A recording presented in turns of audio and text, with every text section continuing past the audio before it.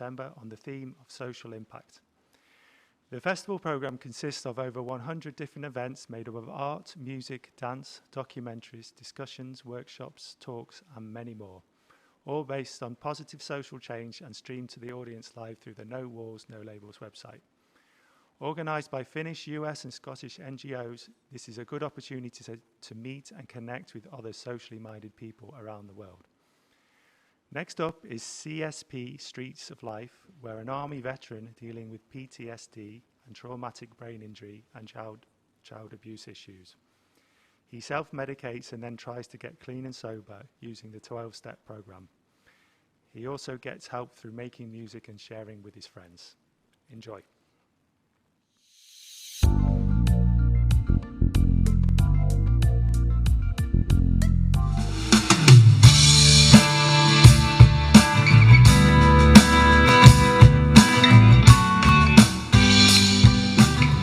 My name is Roger Stebbins, and I'm a 100% disabled veteran, U.S. Army, and I do volunteer work at the VA hospital. I do play music at some recovery centers, and I do some art and whatever I can do to keep me busy.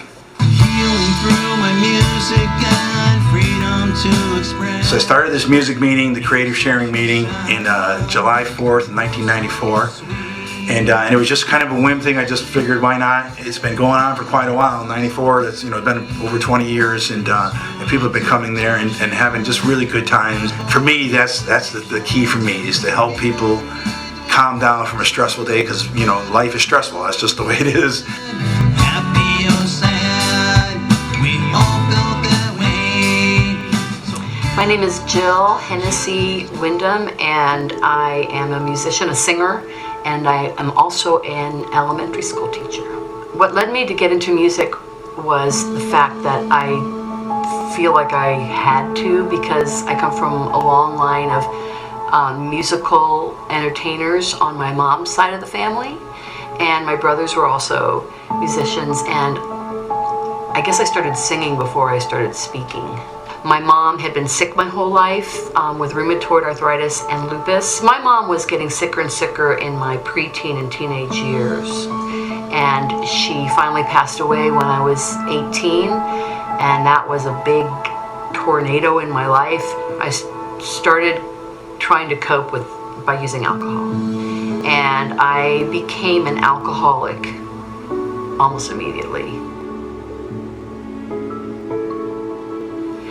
I decided to move out to California because I wanted to pursue singing. I wanted to be in bands, and my brothers were living out here. They're older, and both of them were professional musicians, so they already had a place to live. I really started drinking like crazy. So in 1984, I was in a band, and the band was called Slingshot, and we had this gig. It was my brother's birthday. It was January 28th, 1984. And it was a place called Carlos O'Brien's in Riverside, and it was a Saturday night.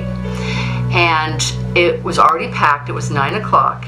It was the first song of the night, and we had a sign. It was a 60-pound neon sign called Slingshot, and it was about 4 feet long, very, very heavy, and it was hanging above us on some hooks. And so it was the first song of the night. And the line I was singing was, "There's nights you wanna yell for help." And right then, on the right hook broke from the ceiling, and the Slingshot sign fell down and like a guillotine slingshot my head on stage, cracked my skull open on stage, and did other spinal damage. They rushed me to the hospital, and they stitched up my head. I only got medicinal treatment for like the pain, and it gave me vertigo off of my brainstem, and I never got physical therapy done on it, and then like the pain kind of went away, and then I just went on with my life. I was thinking back on my childhood and a lot of different things I've been through and stuff, and because that's what we do with 12-step recovery. We take a look at our lives and try and make it better, realize where we stepped off. And my father was a brutal drunk, and my mother had a lot of mental illness, and so there's a bad combination there. And many times they would have fights and stuff, and he ended up hitting her and stuff and knocking her down. I think one of the first times I remember him knocking her down, getting a really bad fight, and the ambulance came and took her away, and I thought she was dead. I mean, you know. And I realized that I had been escaping reality for a very long time. And one of the stories I remember, at the time when I was a kid in the 60s, you know, with this glue that we had for the models, you took the cap off and it just filled the room with fumes. And that just made me feel so good to sniff the glue. And I didn't know that until I was a few years sober. And looked back and went, wow, I've been changing my life with drugs and alcohol for a very long time, escaping all the pain and misery, and then never realizing that drugs and alcohol caused me a ton of problems also. So one night, I'm at my home and my friends show up like they'd done many times, and they were going to ask me to go out and party, and I decided not to, and so they left. And then the next morning when I woke up, I had some other friends come over, and they told me that my best friend was killed.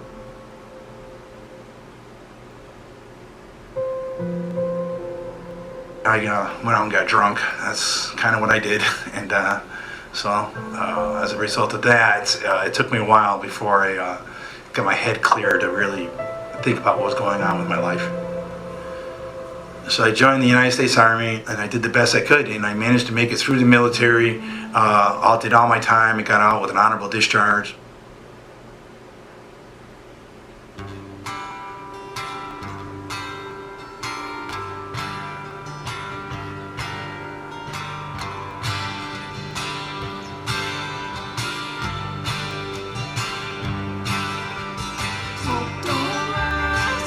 Well, my name's Benjamin. I'm in a musical duo with Tracy. We call ourselves Sparky and the Ancient Mariner.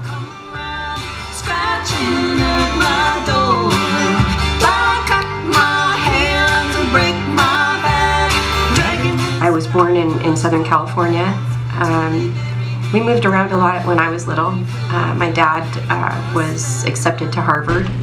My parents were real young. My mom was 17 and I think he was 19. We used to go to this pizza place called Giuseppe's downtown Colorado Springs, and you know, we'd sit on, there's two sides. There was a swinging door bar side, and then there was the kiddie side where we ate and sat. And I used to see this Miller sign, and it was a neon sign, and the bottle would pour the beer into the glass, and the glass would fill up, and then it would empty, and the bottle would fill it up again. And I used to think, I bet you I could keep up with that neon sign if I ever had a chance to drink beer. And a year or so later, when I snuck into that bar, that's how I drank. I wanted to keep up with that sign, and I not only kept up with it, but I beat it. My parents got divorced when I was 5. My mom, when we left Boston, I think we went up to Canada for a while, and then we came out here to Southern California because her family was here. And the gymnastics coach came in and said, you need to come out for the gymnastics team. And I'd never heard of that, but I started doing gymnastics, and I guess I was a natural at it because it got me through college, and it was a good start to that. I got offered, I won a couple of state meets, and I was recruited by a few different colleges, and I accepted one down to Oklahoma University. And I tried out for the volleyball team. The minimum age, I think, was 14, and I was 13. And I got myself down the hallway and heard some music off in a corridor and went in there and auditioned for a musical, and that's kind of how I found my way into musical theater. So I was, I don't know, almost a year sober, I think, somewhere in that area, and my life was confusing because being sober was not what I'm used to. And I remember I went to a meeting, and a guy was looking at me, and he knew me for a little while, and he said, well, maybe you need like a hobby or something. And I was like, okay. So he handed me a guitar. I had never played guitar before, so I was like, sure, why not? I need something else to do. And I used to be a pretty good singer when I was a kid, and so I started playing guitar as a form of both anger management and a little bit of relief, because it did take me out of my head for a while, and that was a good thing for me.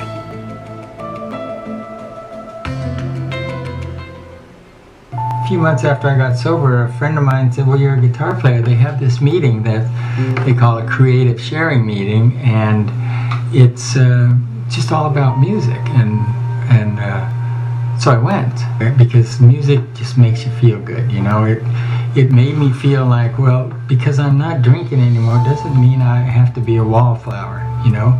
It looks like I could still maybe do something. And before you know it, I was writing these little 8 or 12-step program ditties, and they were horrible songs, but they came from me, and I knew what they meant, and the people around me knew what they meant, and it was cool. I stood up and sang Amazing Grace because it was the one song I could think of that I thought maybe I could actually sing, and I thought it would be neat to do that for my grandfather. So I had, after that though, you know, and it was shaky voice, I call it shaky voice, you know, when you're really nervous and you're trying to sing. And so I was bolting out of there, and this one gal called me over and explained that Benjamin might be looking for somebody to sing with. Somehow, I think what happened was I showed up at the meeting the following week, and Benjamin was there, and I think he gave me his number. We worked on a song called Comfort by My Side. Yeah. Which is one of my early writes, and worked out really nicely. When I was the boat captain, you know, I worked with a lot of young people for those years, and working their way through school or whatever, and they were in and out and in and out, and I was the ancient mariner, and I stayed that way after I left the boats. And when I first met Tracy and started singing with her, I just saw her as kind of a spark, and I started calling her Sparky. She knew what I wanted, and I knew what she wanted and what was going to do, and it's been a nice road the last couple of years. I decided to stop drinking once I started going to church. I knew that my life was going downhill, and I was invited by my brother Pat to this church in Costa Mesa, and the choir came out and they sang, and that was a pivotal moment because the peace that came upon me was overwhelming, and that was the beginning of a huge journey of change for me.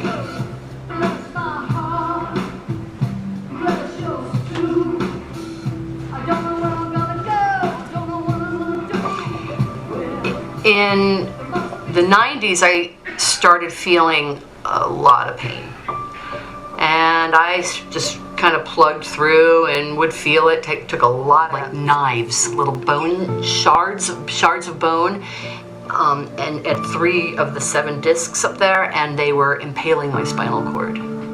So I had to get an emergency triple disc fusion with hardware put in, and they had to go in through the front. They go in through the front. It's easier to go in through the front, and they place your voice box and your esophagus and everything to the side, and they go in and they repair. So I have quite a big scar here, and what had happened is the surgeon said, I've got bad news and good news. The good news is you have really strong neck muscles. He says the bad news is I had to wrangle to get through that muscle, and I think I traumatized some of your vocal cords. And so I was really at a very surrendered place while I was healing. And what was really difficult for me was not being able to sing just like to the radio. It wasn't even about performing. It was about just the joy of singing. And so I had a really scratchy speaking voice. We didn't know if my singing voice would come back. And I remember being in a lot of prayer during that time.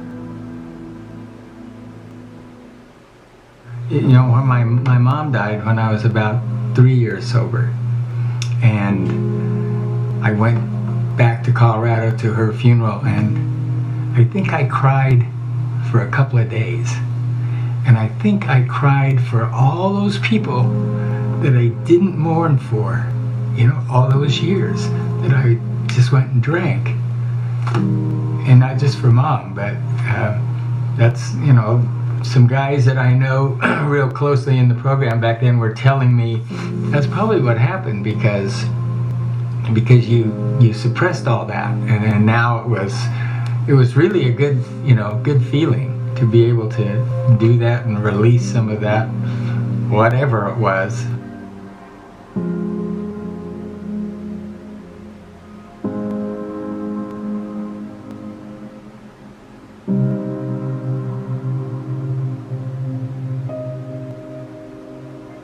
So I was sober for about a year and a half, and then my sister committed suicide. I had no solution to that. My solution to that was to get drunk again, and because I knew that took away the pain. I had absolutely no clue how to deal with my sister's death, so drugs and alcohol was a big solution for a long time. And it led to me more bad places, back up in jail again, arrested for drunk driving again, assault and batteries. And so my friends helped me, build me up, because a lot of people knew what was going on with me. And then and a friend of mine moved out to California. He offered me to come out and live with him. I ended up going to back to AA for some 12-step program and some meetings, and then someone told me about a music meeting, and so I got hooked on it. And music has always been a real motivator in my life. And I believe that it motivates a lot of people. It helps calm us down and, and actually enjoy life a little bit. I didn't go for a talent show. I wasn't trying to be a rock star. I just wanted to share my music and share my experience with people. And then I came up with a slogan, healing through music, freedom to express, which was part of a poetry/art project I was working on. And then that's now kind of been like a part of my life.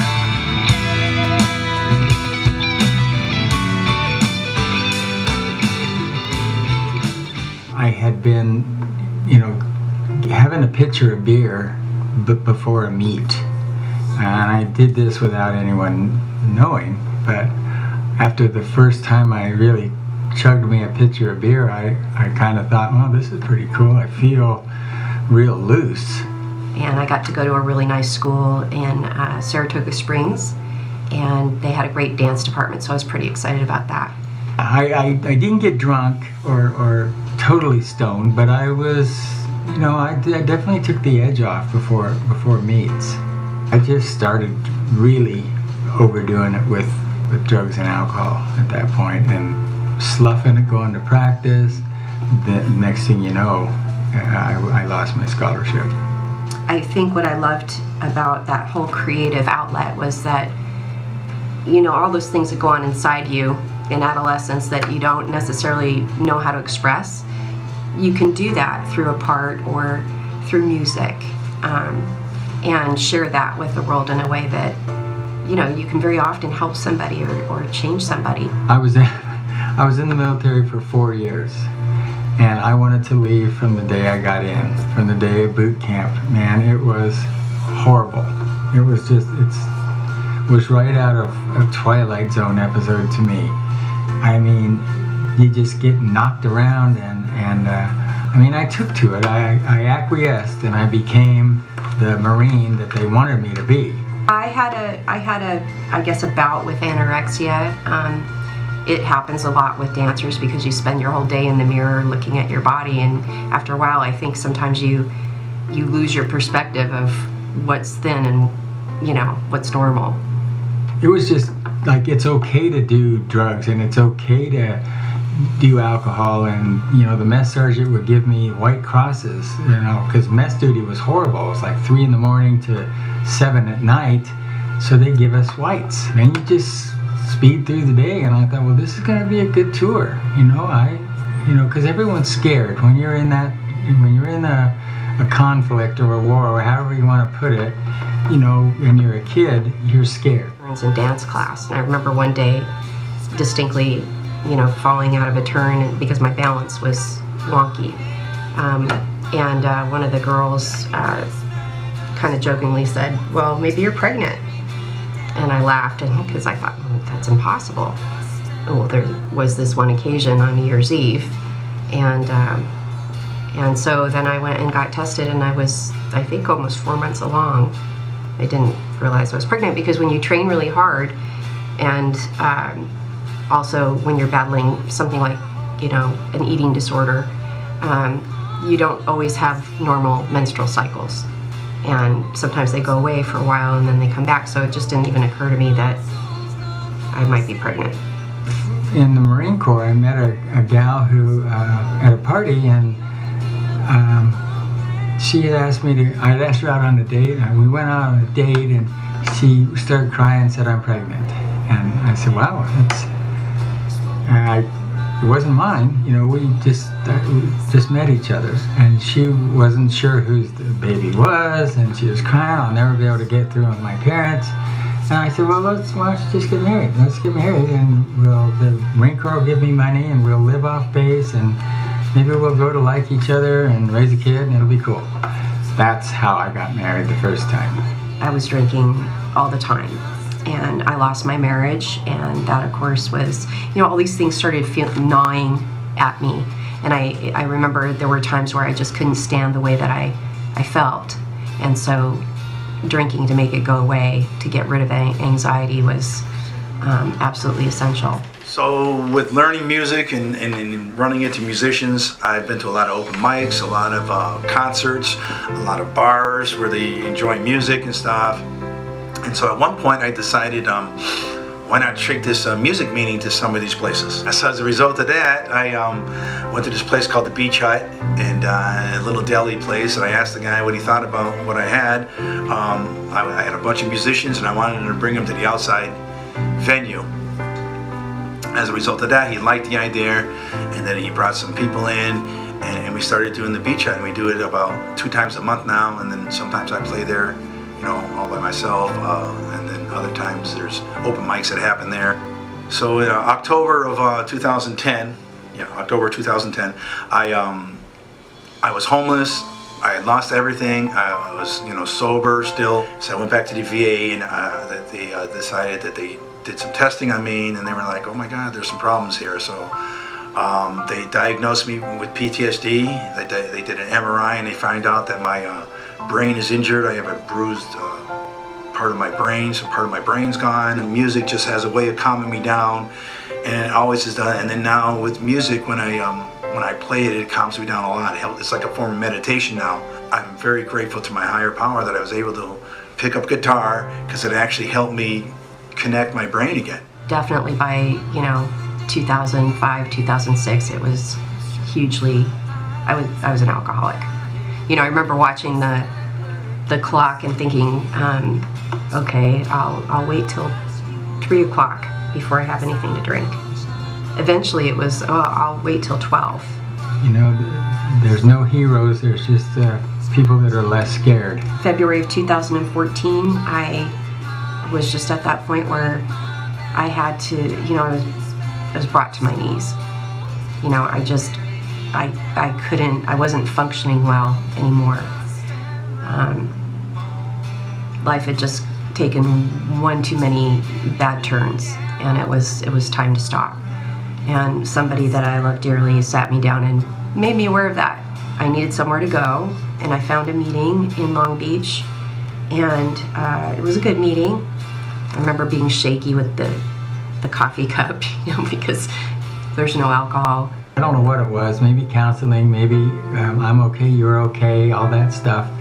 And it wasn't, it was a 12-step program. You kind of feel like when you give up alcohol, like you gave up your best friend, if you're an alcoholic. When there's no more running away, and there's no more alcohol, or no more pills, or no more drugs, or no more whatever you're doing, there's other things you have to do. And other than getting in bed and pulling the covers over your head, you got to get up and do something. And so that's what we start doing. God, I don't care if I don't care if I ever sing on stage or for people again ever. Please just restore my voice so I can just sing for you. That's where I got to. One day I was it was about 10 months after the surgery. I couldn't even hit the G chord, the G note above middle C, which it's not a hard note to hit for a female singer. And I was having a kind of depressing moment, And I have a lucky number. It's 333, and I was seeing it everywhere. And I was waking up in the middle of the night at 333, and it was just really this uncanny number that was popping up. And so my friend said I would ask God to reveal through 33rd chapter, 3rd verse, or 3rd chapter, 33rd verse. So I went to the book of Psalms and went to 33:3, and it said, "Sing to him a new song, play skillfully, and shout for joy." And in that moment, that was a significant moment for me, God showing me that scripture, because that told me my voice was going to come back. And I believed it. And about 2 weeks later, I was able to sing again. You gotta hold.